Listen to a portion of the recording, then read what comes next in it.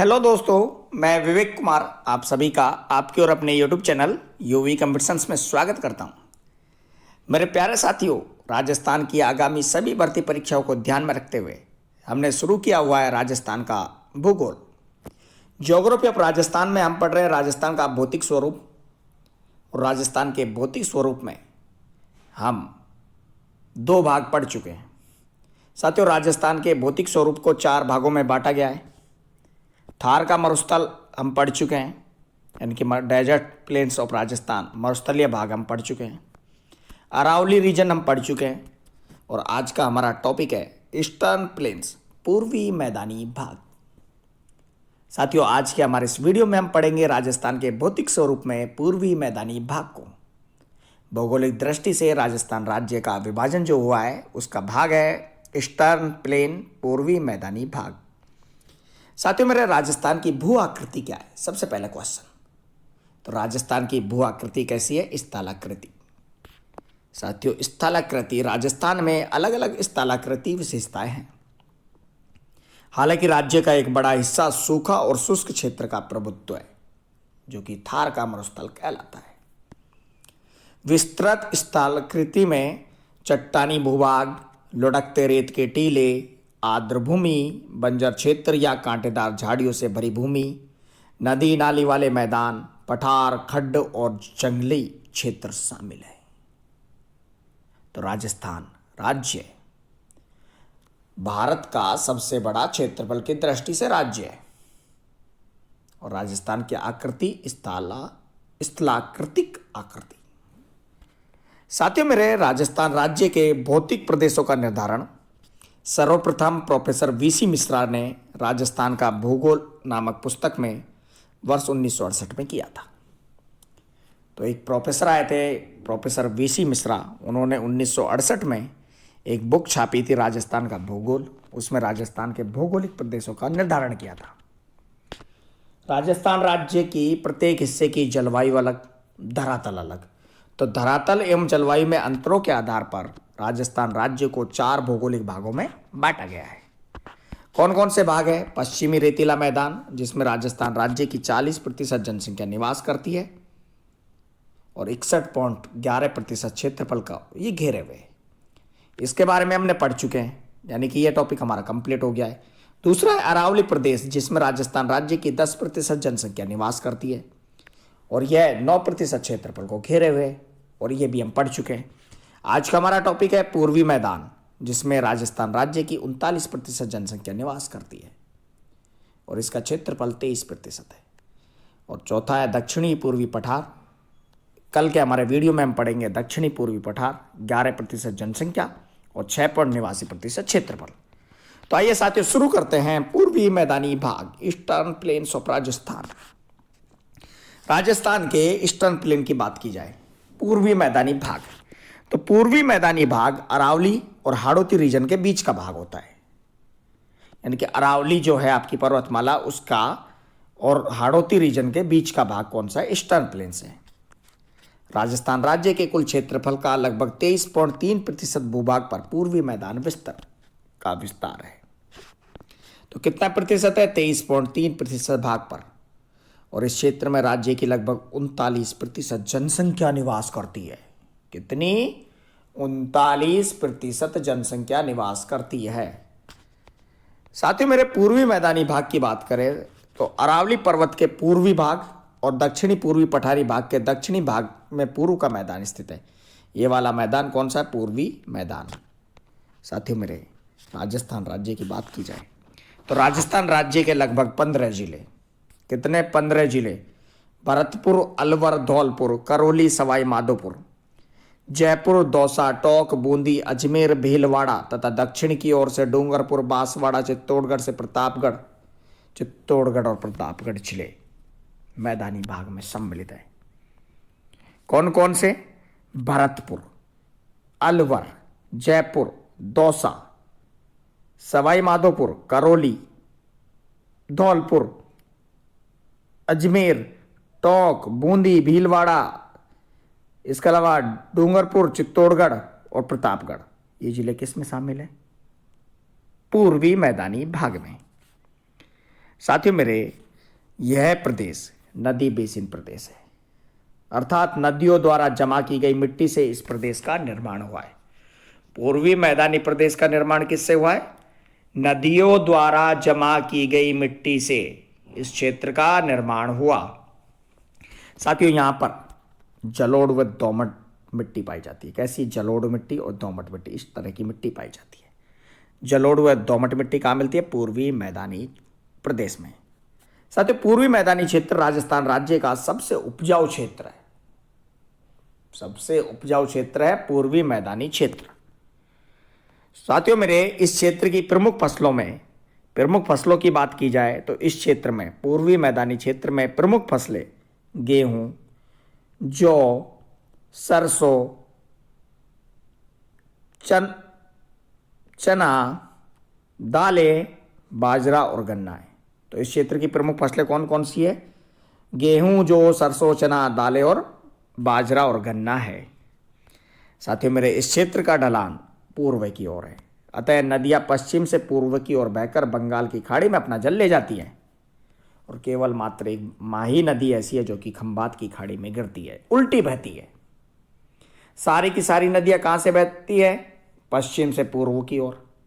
और माही नदी कहाँ बहती है? उल्टी बहती है, तो वो खंबात की खाड़ी में गिरती है। और इस प्रदेश में सिंचाई जो की जाती है वो कुओं द्वारा सिंचाई होती है। किससे सिंचाई की जाती है? कुओं द्वारा। एक वीडियो आएगा जिसमें हम राजस्थान राज्य में इरिगेशन सिस्टम पढ़ेंगे, राजस्थान राज्य में सिंचाई के साधन, जिसमें हम कुओं से सिंचाई कहाँ कहाँ होती है और कैसे कैसे होती है उसके बारे में विस्तार से पढ़ेंगे। तो देखते रहिए, बने रहिए हमारे साथ और जुड़े रहिए आपके और अपने यूट्यूब चैनल यूवी कंप्यूटर पर।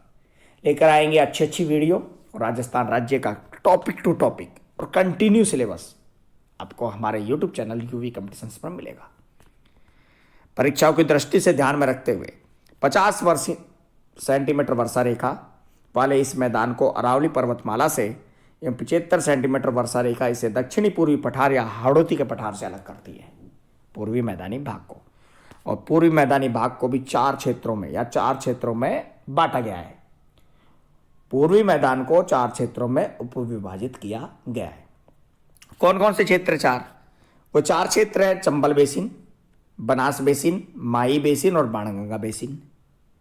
चंबल भी नदी, बनास भी नदी, माही भी नदी, बाणगंगा भी नदी। और पूर्वी मैदान को इन चारों भागों में बांट दिया और नाम दे दिया चंबल बेसिन, बनास बेसिन, माही बेसिन, बाणगंगा बेसिन। तो आइए इनके बारे में विस्तार से पढ़ते हैं कि चंबल बेसिन क्या है, बनास बेसिन में क्या है, माही बेसिन में क्या है और बाणगंगा बेसिन में क्या है। कौन कौन सा क्षेत्र आता है, कितना इसका एरिया है, इसके बारे में जानकारी प्राप्त करते हैं। बने रहे, जुड़े रहे आपके और अपने यूट्यूब चैनल यूवी कंप्यूटर से। साथियों मेरे, सबसे पहले बात करते हैं चंबल बेसिन की। चंबल बेसिन की बात की जाए तो चंबल बेसिन के अंतर्गत कोटा, सवाई माधोपुर, करौली तथा धौलपुर जिलों का क्षेत्र सम्मिलित है। कोटा का क्षेत्र हाड़ौती में सम्मिलित है, किंतु यह चंबल का मैदानी क्षेत्र भी स्थित है। कोटा का क्षेत्र किसमें? हाड़ौती में भी आता है, लेकिन यहाँ पर चंबल का मैदान भी है, चंबल के बीहड़ भी है।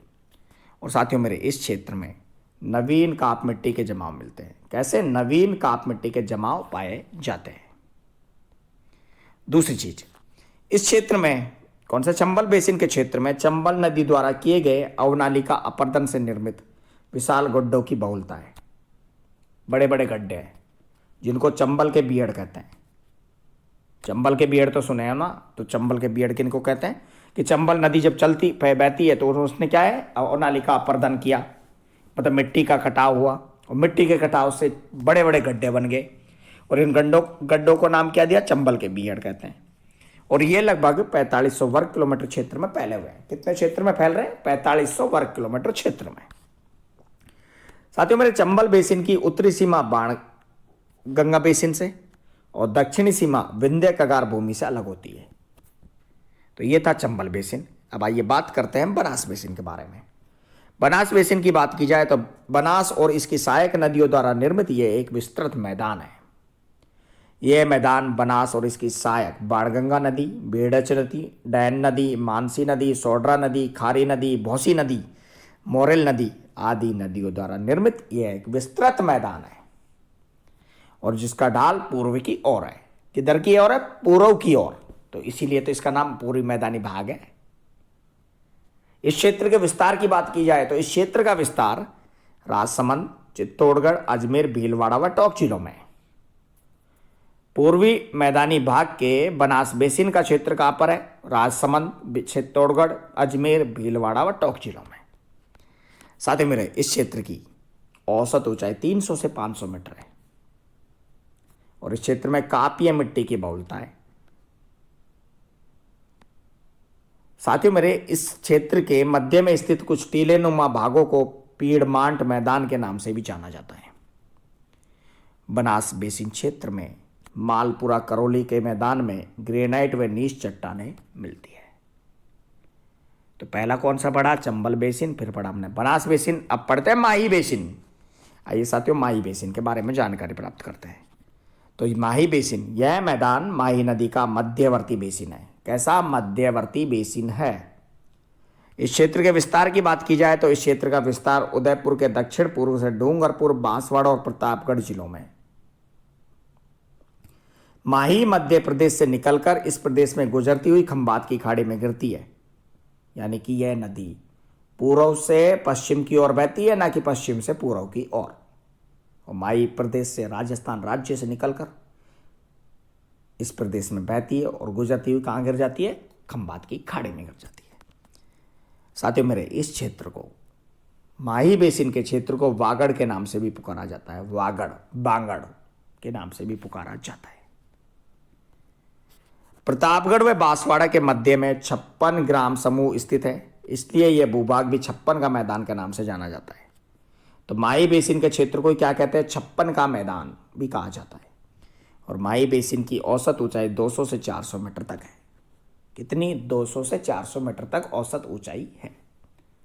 तो 3 बेसिन हमने पढ़े जो कि पूर्वी मैदानी भाग का निर्माण करते हैं। चंबल बेसिन, बनास बेसिन और माही बेसिन।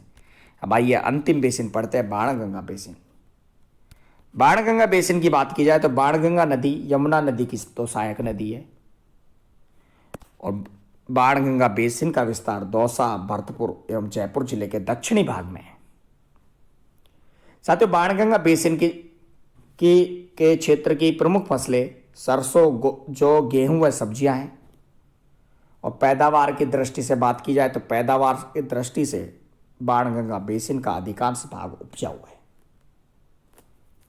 तो साथियों मेरे इस तरह राजस्थान राज्य के पूर्वी मैदानी भाग के 4 उप विभाजन के भाग समाप्त हुए और हमारा ये वीडियो पूर्वी मैदानी भाग ईस्टर्न प्लेन्स ऑफ राजस्थान संपन्न हुआ।